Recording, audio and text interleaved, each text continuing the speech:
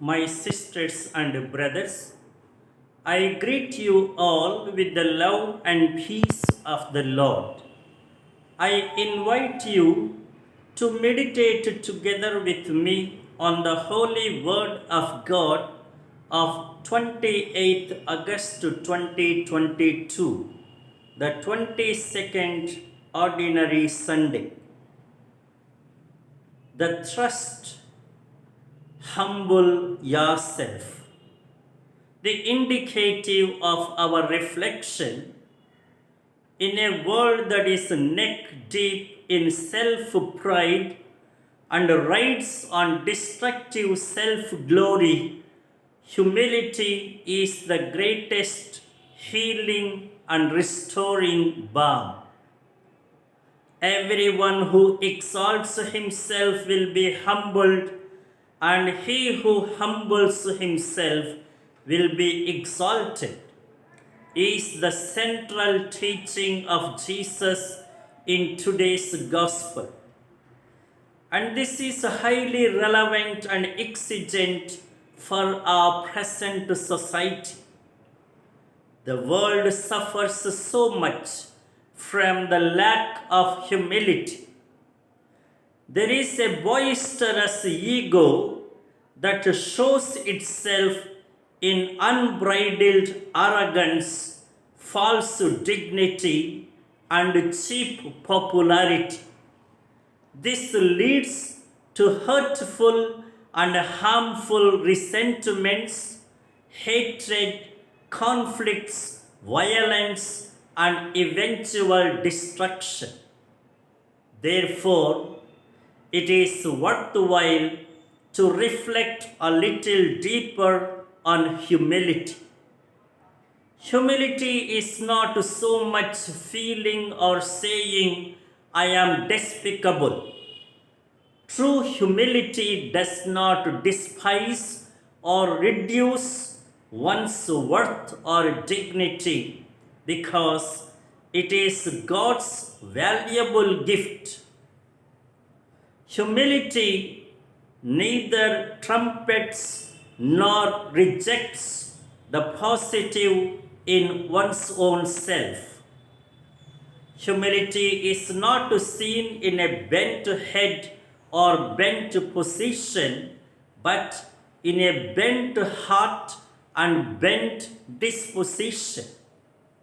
Humility is not just repeating every time that I am good for nothing, but constantly realizing that nothing can be good without God, nothing good we can do without God, and discreetly trying to do everything good.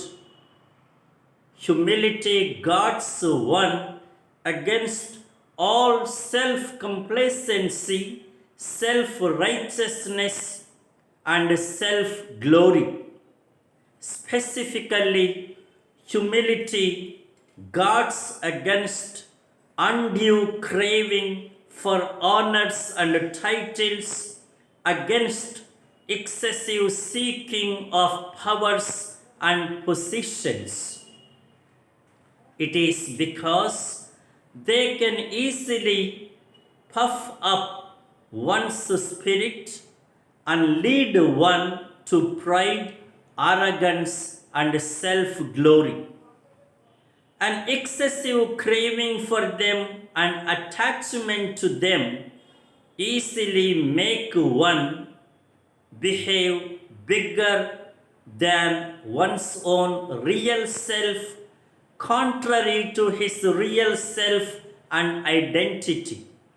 Thus, they can degenerate into hypocrisy and duplicity, trying to act and pretend. Contrary to the above mentioned pride, self seeking, and false humility, true humility constantly realizes the fallibility of the self and thus never relies on one's own ego. True humility readily feels the deep sense of inadequacy and the vanity of self complacency. True humility sincerely realizes how small, restricted, confined, and congested it is in its own space, and so willingly and reverently makes space for God.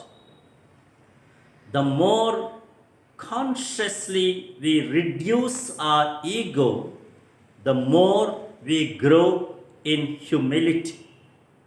True humility manifests itself in deep respect, an unoffensive approach, and a patient listening and understanding of the other. True humility readily clings to the Lord, overwhelmed by His tender love and abundant mercy, despite our recurrent imperfections. True humility hastens its steps to embrace the Lord with its weak and tiny hands, making a total surrender of the whole self. If only we have a little ounce of humility, how many problems can be avoided? How many needless arguments, disputes, and conflicts can be resolved? How much beauty and joy can increase in our lives? How much love and fraternity can abound in our relationships? How much authentic and effective we can become in our mission and ministries? And now the imperative for our life: blessed is that humility which keeps a correct image of the self, regards the other with esteem, and surrenders to God in simple love.